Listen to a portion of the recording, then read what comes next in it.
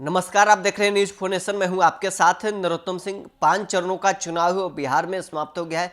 छठे चरण के लिए जो अलग अलग दल के नेता हैं वो प्रचार कर रहे हैं। एक तरफ जहां तेजस्वी यादव लगातार चुनावी प्रचार में मुकेश सहनी के साथ जा रहे हैं, तो दूसरी तरफ मुख्यमंत्री नीतीश कुमार, देश के प्रधानमंत्री नरेंद्र मोदी भी लगातार बिहार आ रहे हैं। बिहार में चुनावी सभा कर रहे हैं। एनडीए के प्रत्याशी के पक्ष में लोगों से वोट करने का अपील कर रहे हैं। आज हम छठे चरण के 4 सीटों पर चर्चा करेंगे। छठे चरण में 8 सीटों पर वोटिंग होना है 25 मई को, लेकिन हम 4 सीटों पर चर्चा करेंगे। गोपालगंज, सिवान, महाराजगंज और वैशाली की सीटों पर किसकी लहर चल रही है, इस पर आज हम इस वीडियो में चर्चा करेंगे। हमारे साथ वरिष्ठ पत्रकार रवि उपाध्याय सर हैं। सर, इन 4 सीटों पर आज हम लोग चर्चा करेंगे। सिवान, महाराजगंज, गोपालगंज और वैशाली, इन सीटों पर जिस प्रकार से तेजस्वी यादव एक तरफ चुनावी प्रचार कर रहे हैं, तो दूसरी तरफ एनडीए के मुख्यमंत्री नीतीश कुमार हो चाहे प्रधानमंत्री नरेंद्र मोदी हो, लगातार बिहार में चुनावी सभा कर रहे हैं। किसकी लहर चल रही है? देखिए, वैशाली लोकसभा सीट की हम लोग पहले बात करें। वैशाली लोकसभा सीट में फिर से इस बार लोक जनशक्ति पार्टी ने अपने उम्मीदवार वीणा देवी पर ही दांव खेला है और फिर से वह सिटिंग सांसद हैं, वो लड़ रही हैं और सामने उनके मुन्ना शुक्ला राष्ट्रीय जनता दल के मजबूत पहलवान सामने लड़ रहे हैं। और दोनों देखिए सवर्ण समाज से हैं, और सवर्ण समाज से होने का मतलब वीणा देवी जो राजपूत समाज से हैं और मुन्ना शुक्ला भूमिहार समाज से हैं। तो ऐसे में यहाँ पर लड़ाई बहुत कांटे की होगी। और आपको जो मुन्ना शुक्ला के साथ में जो महागठबंधन इंडिया ब्लॉक का जो चुनावी समीकरण है, वोट का जो साधने की कवायद है, उसमें मुसलमान यादव का वोट एक मुश्त तो है ही है, अन्य जो उनका भूमिहार समाज से हैं, तो ऐसे में भूमिहार समाज का वोट भी इनके साथ मजबूती से खड़ा हुआ दिखाई पड़ता है। अब वीणा देवी जो परंपरागत वोटर जो एनडीए के भारतीय जनता पार्टी के रहे हैं भूमिहार, वह मुन्ना शुक्ला के बाद साथ इस बार शिफ्ट होता हुआ दिखाई पड़ रहा है। तो ऐसे में निश्चित रूप से वीणा देवी जो राजपूत समाज से हैं, वह अपने समाज का तो वोट लेंगी, साथ में जिस पार्टी से वो हैं वो लोक जनशक्ति पार्टी रामविलास, तो वह चिराग पासवान की पार्टी है और चिराग पासवान का लगा हुआ लोकसभा क्षेत्र हाजीपुर सुरक्षित, जहाँ पर मतदान हो चुका है। तो ऐसे में निश्चित रूप से वहाँ वो जो समीकरण और साधते हुए वह दिखाई पड़ तो रही हैं, लेकिन अब ये देखना पड़ेगा कि यह जो मांझी जो इंडिया ब्लॉक महागठबंधन में साथ में इस बार सन ऑफ मल्ला आए हैं, तो वह भी दलित के वोट में सेंधमारी करते हुए दिखाई पड़ रहे हैं। तो ऐसे में निश्चित रूप से यहाँ पर वैशाली लोकसभा सीट पर कांटे की लड़ाई इस बार देखने को मिलेगी। और जो विधानसभा का जो गणित है उसमें आपको 4 एनडीए के पास में है वैशाली लोकसभा में और 2 महागठबंधन के पास में है। महागठबंधन के पास में जो वो मीनापुर है आरजेडी के पास, कांटी है आरजेडी के पास, बाकी जो 4 सीटें हैं वह भारतीय जनता पार्टी और जेडीयू के पास में है। पिछले दफ़ा जब वीणा देवी चुनावी मैदान में थी, तो अपने जो उनके निकटतम करीबी थे, प्रतिद्वंदी थे, रघुवंश प्रसाद सिंह जो आरजेडी के वरिष्ठ नेता थे, उनको करीब 2 लाख वोटों से हराए थे। इस बार लालू यादव ने वैशाली सीट पर एक नया प्रयोग किया है, नए समाज के लोगों पर भरोसा जताया है। क्या इसका कितना फायदा वहाँ मिल रहा है? वही हम बता रहे हैं ना, जिस तरह से आरजेडी से मुन्ना शुक्ला वहाँ पर हैं, भूमिहार समाज से हैं, तो यह आरजेडी ने एक नया समीकरण साधने की कवायद की है, क्योंकि उनका जो आधार वोट है वह तो ही है, उसके अलावा जो है सो जो भूमिहार समाज का वोट का कटिंग होगा, तो निश्चित रूप से वह किसका वोट का कटिंग होगा यह हम बता चुके हैं कि वो एनडीए का ही वोट है, उसमें कटिंग करते हुए दिखा। मुस्लिम मुन्ना शुक्ला के साथ पहले से ही हैं। स्वर्ण समाज में भूमिहार जाति भी, वो जिस जाति से हैं वो साथ में रहेगा। कहीं राजपूत समाज से भी कुछ वोट वो काट कर वैशाली में तो एक बड़ी उनकी जीत हो सकती है। नहीं नहीं, जीत हार तो वो तो वोट के दिन पता चलेगा, लेकिन ये जो समीकरण, जो चुनावी समीकरण साधने की बात है, वह चुनावी समीकरण कहीं न कहीं राष्ट्रीय जनता दल साधने की कवायद की ओर बढ़ता हुआ दिखाई पड़ रहा है। अब हम लोग चलते हैं गोपालगंज। गोपालगंज में देखिए आलोक सुमन को पर फिर से जदयू ने दाव खेला है। जदयू ने फिर से इस बार उम्मीदवार बनाया है और इस बार विकासशील इंसान पार्टी सन ऑफ मल्ला जो इंडिया ब्लॉक महागठबंधन के घटक दल हैं, उनको वह सीट मिली है गोपालगंज सुरक्षित। गोपालगंज सुरक्षित से चंचल पासवान को विकासशील इंसान पार्टी ने उम्मीदवार बनाया है। तो ऐसे में आपको जो आधार वोट है, एमवाई समीकरण, वह तो है ही है। वीआईपी का कैंडिडेट उम्मीदवार होने के कारण मल्लाह का वोट भी उनकी तरफ और दलित का वोट भी उनकी तरफ जाए तो कहीं कोई अतिशयोक्ति नहीं है। अब देखिए यहाँ पर समझने वाली बात है विधानसभा का समीकरण क्या कहता है। विधानसभा का समीकरण एनडीए के पास 4 है, महागठबंधन के पास में 2 है। तो महागठबंधन के पास में 2 सीट जो है यहाँ पर गोपालगंज सुरक्षित में, एक बैकुंठपुर है आरजेडी के पास, एक हथुआ है आरजेडी के पास। बाकी सब सीट जो है सो आपको 4 सीट में 2 भारतीय जनता पार्टी के पास है, वैशाली बरौली जो है सो भारतीय जनता पार्टी के पास, गोपालगंज जो है सो वह भारतीय जनता पार्टी के पास, कुचायकोट जदयू के पास, भोरे जो है सो जदयू के पास।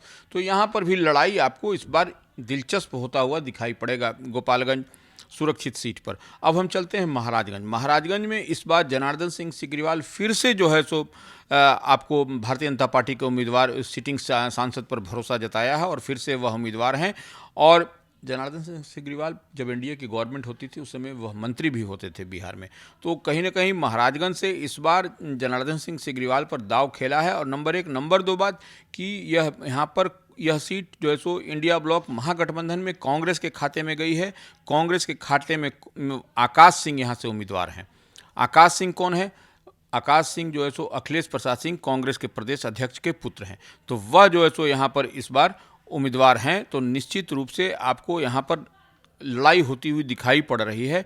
और आकाश सिंह के साथ में कई सारे फैक्टर भी काम कर रहे हैं, जो एम वाई समीकरण हो गया, या फिर भूमिहार समाज से अपने आकाश सिंह हैं उनका जो है सो साथ में जुड़ना। तो कहीं जनार्दन सिंह सिग्रीवाल राजपूत समाज से हैं, तो वह यहाँ पर भूमिहार का वोट किधर ट्रांसफ़र होगा, यह बहुत बड़ी बात दिखाई पड़ेगा, क्योंकि भूमिहार का वोट एनडीए का वोट माने कोर वोट माना जाता है। तो ऐसे में यहाँ पर अब देखिए, यहाँ पर हम थोड़ा सा विधानसभा का गणित बता देते हैं। एनडीए के पास में 2 सीट है, महागठबंधन के पास 4 सीट है यहाँ पर।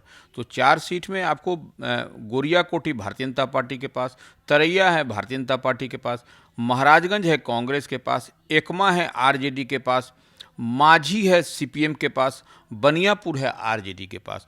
तो एक बात तो मान लीजिए कि महाराजगंज में जो कांग्रेस के विधायक हैं विजय शंकर दुबे, उनके मजबूत नेता माने जाते हैं, उनके पुत्र सत्यम दुबे अभी हाल ही में जो है सो भारतीय जनता पार्टी में शामिल हुए हैं। वह भी विजय शंकर दुबे भी कहीं ना कहीं महाराजगंज से इंडिया दावेदारी रख रहे थे। जब न्यूज़ फॉर नेशन उनसे बातचीत की थी तो वो कह रहे थे कि हम पार्टी का तो साथ देंगे महाराजगंज में, लेकिन हम उम्मीदवार से खुश नहीं हैं। तो इसका मतलब अंदर खाने से वो उम्मीदवार का विरोध करेंगे।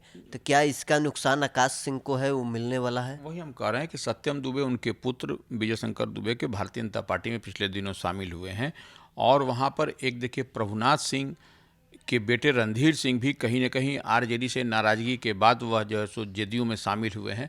तो वह भी एक वहाँ पर फैक्टर दिखाई पड़ेगा। अब देखने वाली बात होगी कि चुनावी समीकरण, चुनावी गणित को किस तरह से आकाश सिंह जो कांग्रेस के उम्मीदवार हैं महाराजगंज से, या उनके पिता जो वो हैं, वो किस तरह से साधते हुए दिखाई पड़ते हैं।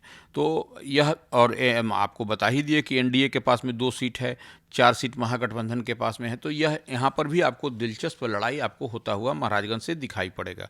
अब हम लोग बात करते हैं सिवान की।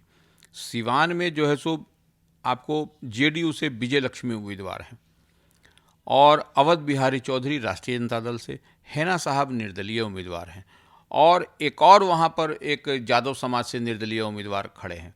तो ऐसे में निश्चित रूप से यादव वोट में वहाँ पर टूट होता हुआ दिखाई पड़ रहा है। हैना साहब जो मुस्लिम समाज से हैं, मरहूम साहबुद्दीन की पत्नी हैं, तो वह भी जो है सो निर्दलीय खड़ी हैं। तो निर्दलीय, और अवध बिहारी चौधरी आरजेडी से हैं जो स्वयं यादव हैं, और विजय लक्ष्मी जो है सो वह कुशवाहा हैं जो एनडीए से जदयू की प्रत्याशी हैं। तो ऐसे में जो कुशवाहा वोट एकदम एक मुश्त जो है सो विजय लक्ष्मी के पाले में जाता हुआ दिखाई पड़ रहा है, और जो अवध बिहारी चौधरी आरजेडी के हैं या हैना साहब निर्दलीय लड़ रही हैं। तो ऐसे में मुस्लिम यादव का जो कॉम्बिनेशन काम करता है, उस कॉम्बिनेशन में ही कहीं ना कहीं आधार वोट में ही टूट होता हुआ दिखाई पड़ रहा है। तो ऐसे में यहाँ पर माना जा रहा है कि इस बार का जो चुनावी रण है सिवान का, वहाँ विजय लक्ष्मी कुशवाहा जेडीयू की प्रत्याशी और जो है सो हैना साहब के बीच में ऐसा होता हुआ दिखाई पड़ रहा है। क्योंकि देखिए आरजेडी मैंने के पास आरजेडी को सवर्ण समाज का वोट कहा तो जाता है कि सवर्ण समाज का वोट जो है सो शहाबुद्दीन के पास में है, लेकिन बदली हुई राजनीतिक परिस्थिति जो सिवान की है, विजय लक्ष्मी कुशवाहा को जो जेडीयू ने उम्मीदवार बनाया है, एनडीए ने जो उम्मीदवार बनाया है, तो ऐसी बदली हुई राजनीतिक परिस्थिति में सवर्ण समाज का वोट जो है सो विजय लक्ष्मी की ओर भी जाता हुआ दिखाई पड़ रहा है। एक मुश्त वह जो है सो आपको आरजेडी के पास माने और कह लीजिए या फिर निर्दलीय हिना साहब के पास जाता हुआ नहीं दिख रहा है। तो ऐसे में निश्चित रूप से इस बार सिवान का रन बहुत दिलचस्प होगा और जो जेडीयू के प्रत्याशी हैं उनको, और अभी देखा ही गया कि नरेंद्र मोदी ने कल जो है सो हुंकार भरा है वहाँ पर महाराजगंज के लिए, जनार्दन सिंह सिग्रीवाल और विजय लक्ष्मी के लिए एक चुनावी सभा को संबोधित किया। तो ऐसे में निश्चित रूप से वहाँ पर आपको एक बड़ी लड़ाई की ओर बढ़ता हुआ दिखाई पड़ रहा है सिवान, और सिवान में निश्चित रूप से एनडीए जो है सो मजबूती की ओर बढ़ता हुआ चल रहा है। पूर्णिया से निर्दलीय प्रत्याशी पप्पू यादव थे, वो भी सिवान में जाकर ऐलान किए हैं कि वहां जाएंगे और हमारे कार्यकर्ता वहां लगे हुए हैं हिना साहब को जिताने के लिए। क्या इसका नुकसान अवध बिहारी चौधरी है उनको उठाना पड़ेगा? नहीं, देखिए पप्पू यादव ठीक है, वो बोल रहे हैं, लेकिन हिना साहब ने भी पिछले दिनों कहा कि हमको नहीं चाहिए किसी की मदद, और तो हिना साहब को नहीं, अवध बिहारी चौधरी निश्चित रूप से वह जब उनके जाएंगे तो यादव वोट में ही डेंट लगेगा, यादव वोट ही पप्पू यादव के कारण टूट होगी, तो वह निश्चित रूप से आपको उसमें जेडीयू प्रत्याशी के लिए वहाँ पर बढ़त दिखाई पड़ता है, जो कि विजय लक्ष्मी है उनकी ओर। तो चलिए, हमने आज जो छठे चरण के 8 सीटों पर चुनाव होने वाले हैं उनके 4 सीट महाराजगंज, सिवान, गोपालगंज और वैशाली पर चर्चा की है कि वहाँ किसकी लहर चल रही है। एक तरफ तेजस्वी यादव लगातार चुनावी प्रचार कर रहे हैं, तो दूसरी तरफ बिहार के मुख्यमंत्री नीतीश कुमार और प्रधानमंत्री नरेंद्र मोदी भी एनडीए के प्रत्याशी हैं, उनके पक्ष में लोगों से वोट करने का अपील कर रहे हैं। प्रधानमंत्री लगातार बिहार के दौरे पर आ रहे हैं। प्रधानमंत्री का 25 तारीख जब वोटिंग हो रहा है छठे चरण का, तब भी बिहार के दौरे पर वो रहेंगे। बहरहाल इस खबर में इतना ही। आप बने रहें न्यूज़ 4 नेशन के साथ।